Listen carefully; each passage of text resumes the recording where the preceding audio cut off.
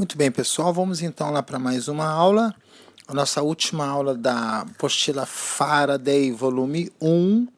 Estamos agora na página número 89, ok? Como vocês estão vendo aí. Vamos então à nossa teoria sobre o arcadismo ou neoclassicismo, o novo classicismo do século XVIII. Nós acabamos de ver então o Barroco e toda a situação conflitante, né, aquela época de dúvidas e incertezas do Barroco. Vamos então ver como vão se comportar agora os poetas, os literários, o homem no sentido geral, na época do arcadismo ou neoclassicismo do século XVIII. Então, acompanhando aí na página 89, nós temos o nosso contexto. Vamos a eles então. Esse contexto nós vamos colocar como estava a situação do mundo, como é que se comporta, então, as coisas que aconteceram tal, para poder definir esse novo movimento estético da literatura, que é o neoclassicismo. Então vamos lá, primeiro ponto para a gente observar é o iluminismo. O iluminismo, como está escrito aí, ó, desenvolvimento de ideais de igualdade, participação política, progresso, é o nosso conhecido século das luzes, o século do conhecimento, o século onde tudo está acontecendo de maneira mais racional, sob a luz do conhecimento. Esse é o iluminismo. Grandes avanços nos estudos, nas práticas, na ciência e tudo mais. Lá em Portugal nós temos o governo do Marquês de Pombal, a expulsão dos jesuítas, né, nessa reforma pombalina, que a professora Maiara já deve ter conversado com vocês. E no Brasil nós temos aqui a Conjuração Mineira, dentro do contexto do ciclo do ouro em Minas Gerais. Nós aí, ó, em Minas Gerais. Nós é terrível mesmo. As características desse neoclassicismo, desse novo comportamento do homem que agora vai buscar, então, ele está buscando a luz, está buscando sair dessas trevas que o Barroco pôs, que o Barroco trouxe para nós. Então nós temos as características dessa nova escola literária, o arcadismo. Só lembrando que Arcádia, né, o arcadismo, o que significa a palavra Arcádia? Arcádia é um espaço, é um local, um lugar marcado pela perfeição, pela idealização. Era um lugar solene, pleno, tranquilo, bem harmônico, bem equilibrado, bem gostoso, onde os poetas se reuniam para poder fazer o seu trabalho, tá? Isso é uma Arcádia, esse lugar bem tranquilo, bem gostoso. Então vamos então às nossas convenções artísticas aí da página 89 aí em cima, as características. Nós temos então primeiro, olha só o que acontece, gente, o bucolismo. Vamos começar pelo bucolismo. O bucolismo é esse amor ao campo, a vida pastoril. Por que essa vida pastoril? Porque lá no campo, imagina-se que no campo, num cenário mais rural, vamos falar assim, a vida é mais tranquila, a vida é mais harmônica, é mais equilibrada, é mais sossegada, não há espaço para conflitos, para melancolias, para tristezas. Apenas essa paz, essa tranquilidade. Esse é o grande objetivo do arcádico. Por isso ele usa bastante o bucolismo, esses cenários pastoris. Com isso, então, veja bem o que acontece. Ele adota essa primeira bolinha que a gente tem aí, que é o pastoralismo. O que vem a ser o pastoralismo? O pastoralismo é a adoção de nomes pastoris. Então funciona da seguinte maneira, tá? Vamos pensar assim de maneira bem prática. Eu sou o Ralph, aqui no mundo real, professor, trabalho e tudo mais. Quando eu vou escrever o meu poema, eu vou sair daqui da cidade, dessa loucura da cidade, e vou para o campo. Evidentemente, não é na vida real, não é na prática isso, é no clima, no ambiente do poema. Então eu não posso ser o Ralph, porque o Ralph já está aqui no mundo real. Então eu crio um outro nome para mim, dentro desse ideal, dentro dessa nova realidade, vamos chamar assim, eu lá no campo. Isso é o pastoralismo. Eles adotam, mas todo mundo sabe que sou eu. Então vamos supor que Ralph eu vou chamar Tonhão. Lá nessa minha realidade pastoril, eu vou ser o Tonhão. Porque eu não posso ser o Ralph. O Ralph pertence ao mundo real. No meu poema, na minha obra literária, eu vou ser outra pessoa, vou adotar esse codinome. Não só eu, como a minha amada, a minha musa também vai ter um outro nome. Nós já podemos adiantar aqui a obra do Tomás Antônio Gonzaga, o grande livro que ele escreveu, que é Marília de Dirceu, onde nós temos um exemplo disso. O Tomás Antônio Gonzaga, quando ele escreve, ele passa a se chamar Dirceu, que é o nome de pastor dele. E a amada dele, a sua pastora, na vida ela chama Maria Doroteia, vai se chamar o quê? Marília, dentro do seu poema. É o pastoralismo. Eles estão voltando às características aí, tá? No terceiro pontinho nós temos a mitologia grega.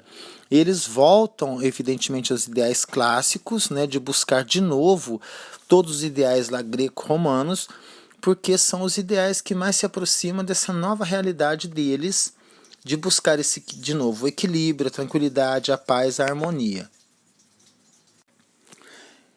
E por fim, bom, já que eles voltaram então a essa realidade grega, eles vão usar muitos clichês, que aqui é chamado de temas árcades.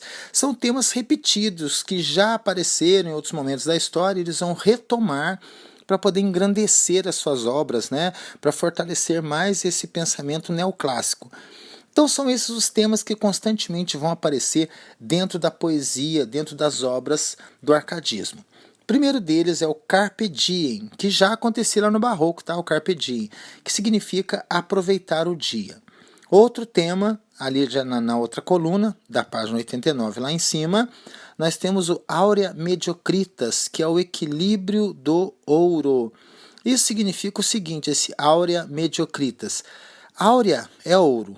Mediocritas significa medíocre, mediano, igual a todo mundo. Então, não precisa ser rico, não precisa ser pobre, não precisa dessa distinção, tá? O dinheiro estraga a pessoa, o dinheiro traz a soberba, traz a luxúria, traz tudo de ruim. Então é preciso que haja um equilíbrio. Você ganhe, você tem o dinheiro apenas para te fazer feliz. Mais ou menos a ideia é essa aí. Depois o próximo tema vai ser o Inutilia Truncat. Muito importante guardar esse tema porque, digamos assim, é uma das bandeiras do arcadismo. Inutilia Truncat significa cortar o inútil. O que seria cortar o inútil? É um combate ao excesso do barroco. O barroco ele cometia muito excesso dentro do seu exagero, da sua instabilidade, da sua sinuosidade. O barroco era muito exagerado. Então vem o arcadismo e quer cortar isso, essas coisas inúteis que só atrapalham, floreiam e enfeitam demais o poema. Próximo tema é o Fugere Urbem. Esse é natural, já que eles valorizam muito o campo, a vida pastoril. O Fugere Urbem significa fugir da cidade, deixar a cidade de lado em busca dessa vida tranquila no campo. Coladinho com esse Fugere Urbem, nós temos o Locus Amoenus. O que é o Locus Amoenus? Lugar ameno, aprazível, tranquilo, sossegado. Então junta os dois. Se eu estou fugindo da cidade, eu quero esse lugar tranquilo, esse lugar muito prazeroso. É o Locus Amoenus. Outra característica, né, então aí a gente tratou dos temas. Agora, mais uma característica é o ideário do iluminismo. Questionamento da opressão e da intolerância. Claro, é o conhecimento, é a razão, não é mais a emoção comandando o ser humano. Então agora eu preciso ser mais racional. O iluminismo trata desse assunto aí. O pré-romantismo é muito importante. Por que ele é muito importante? Porque ele vai ser uma ponte, tá? Uma travessa para a nossa próxima escola, que é o romantismo. Por isso que se chama pré-romantismo. Onde nós temos sentimentalismo, subjetividade, locus horrendos. Vamos fazer um comparativo aqui. Vamos pensar da seguinte maneira. Se o arcadismo está voltando para os ideias clássicos de racionalidade, equilíbrio, sobriedade, harmonia, objetividade, então ele não pode ser subjetivo, sentimental. Não pode, porque isso é muito pessoal. E o arcadismo prega esse ideal universal, universalismo, né? De uma coisa bem geral, não particularizada. Então há uma tendência, uma corrente, principalmente em dois nomes, no Brasil e em Portugal. No Brasil com Tomás Antônio Gonzaga, em Portugal com o Manuel Maria do Bocage. Eles seguem muito essa tendência pré-romântica, colocando esse lado subjetivo nos seus poemas. Como a gente pode observar aqui, já no exercício em classe, aí da página 89 ainda, nós temos um poema do Manuel da Costa, Cláudio Manuel da Costa. Esse poema dele já vai tratar muito desse assunto também, tá? Falando do eu, da pessoa, do próprio ser. Uma coisa que não combina muito com o arcadismo. Vamos então dar uma olhada nesse poema, tá? Em classe, da página 89, para a gente ver o que ele fala. E depois a gente dá uma olhada virando a página e no exercício. Vamos primeiro só ver esse poema. Tá? Nós temos aqui um soneto. Percebam que eu tenho 2 quartetos e 2 tercetos. Então vamos lá para esse poema. Onde estou? Olha essa primeira pergunta. Onde estou? É o eu se questionando. Então já fugiu da ideia do geral, de uma coisa universal. Já particularizou uma situação. E isso já é o pré-romântico. Tá? Já é uma característica pré-romântica. Onde estou? Este sítio desconheço. Quem fez tão diferente aquele prado? Tudo outra natureza tem tomado. Em contemplá-lo tímido, esmoreço. Uma fonte aqui houve, eu não me esqueço de estar a ela um dia reclinado. Então, quando ele fala uma fonte aqui houve, quer dizer que o cenário já está diferente. Tinha uma fonte, ela não existe mais. Isso pode ser um sofrimento para a natureza. Vamos ver. Ali em vale, um monte está mudado. Quanto pode dos anos o progresso? Então aqui está a chave para a gente entender, tá? Ele está olhando uma terra, né? Uma paisagem que ele já conhecia, campônia, rural, muito bela, que o progresso veio e transformou, causando esse espanto, esse sofrimento nele e o sofrimento da própria terra que foi mudada, porque já não é como é antigamente. Olha a continuação no primeiro terceto. Árvores aqui vi tão florescentes, que faziam perpétua a primavera, nem troncos vejo agora decadentes. Então veja como sofre a terra e sofre ele.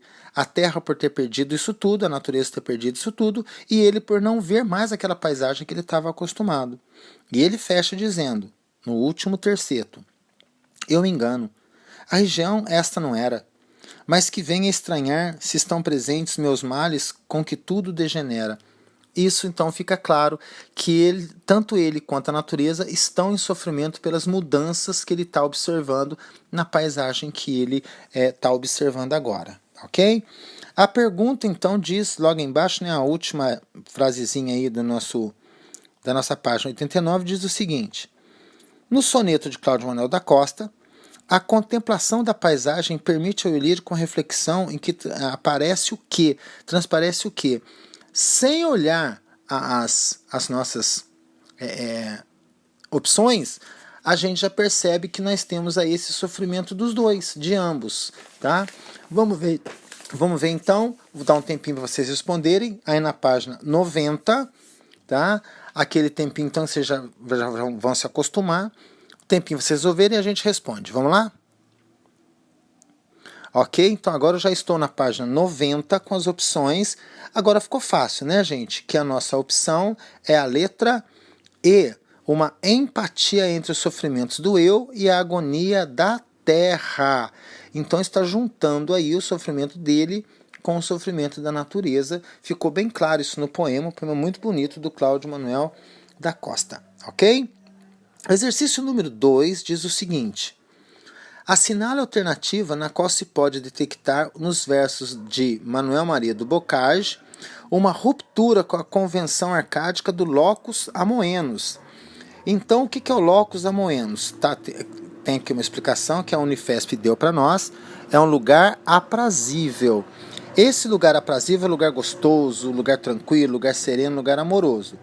Eu tenho que achar o contrário dele, que é o locus horrendus, um lugar feio, um lugar horrível, um lugar que traga melancolia, tristeza, solidão e tudo mais. Então, imagens que lembrem coisas não agradáveis. Vamos lá para aquele tempo, para vocês lerem os 5 trechos que eu tenho aí, todos do Manuel Maria do Bocage, e a gente já responde. Vamos lá? Ok, então pronto. Fica bem fácil da gente perceber que na opção da letra E, ele diz o seguinte: já sobre o coche de ébano estrelado, deu meio giro a noite escura e feia. Que profundo silêncio me rodeia, nesse deserto bosque, a luz vedado. Especialmente no segundo verso, onde ele diz: deu meio giro a noite escura e feia, eu tenho aí um locus horrendos, um lugar feio, um lugar horrível, que é o contrário daquele locus amoenos, um lugar mais aprazível, um lugar mais bonito, um lugar mais agradável, ok? Bom, então é o seguinte, pessoal, não deixem de fazer então a tarefa mínima, nem a tarefa complementar e também a tarefa desafio sobre esse assunto. E eu já estou à disposição de vocês aí, lá no nosso grupão. Qualquer dúvida, podem perguntar, que eu respondo para vocês. Com essa aula, então, a gente encerra a apostila Faraday número 1. E, de novo, vamos reforçar, estudem, tá bom? Façam os exercícios mínimos e complementares e a gente se encontra numa próxima aula, ok? Um grande beijo para vocês e vamos estudar!